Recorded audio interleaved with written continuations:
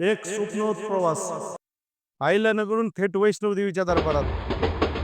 आमचा प्रवास सुरू झाला रात्री 8 वाजता जम्मू तवी ट्रेनने. तिसऱ्या दिवशी आम्ही सकाळी 9 वाजता पोहोचलो जम्मू स्टेशनला. तिथून फक्त 100 रुपयामध्ये आम्ही कटऱ्यामध्ये पोहोचलो. कटऱ्यामध्ये पोहोचल्यानंतर आम्ही थांबलो अरुण शेठच्या हॉटेलला. जे संपत आंबेकर आमचे मित्र आहेत, त्यांचे मित्र आहेत, त्यांच्या हॉटेलमध्ये थांबलो. रात्री आराम करून दुसऱ्या दिवशी सकाळी आम्ही वैष्णोदेवीच्या दर्शनासाठी एक 17-18 किलोमीटरचा ट्रेक करून वैष्णोदेवीचं दर्शन घेतलं. ते वैष्णोदेवीचं दर्शन घेतल्यानंतर आम्ही भैरवबाबाचं दर्शन घेतलं आणि भैरवबाबाचं दर्शन घेतल्यानंतर आम्ही खाली उतरायला सुरुवात केली. आम्ही अर्धकुवारीला आलो. अर्धकुवारीला आल्यानंतर आम्ही काही फोटो काढले.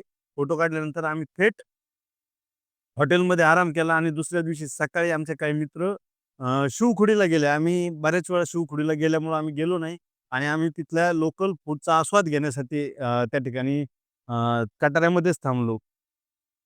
पण हा तर फक्त भाग पहिला होता. पार्ट 2 अमृतसर दर्शन आणि गोल्डन टेम्पलचा अनुभव लवकरच.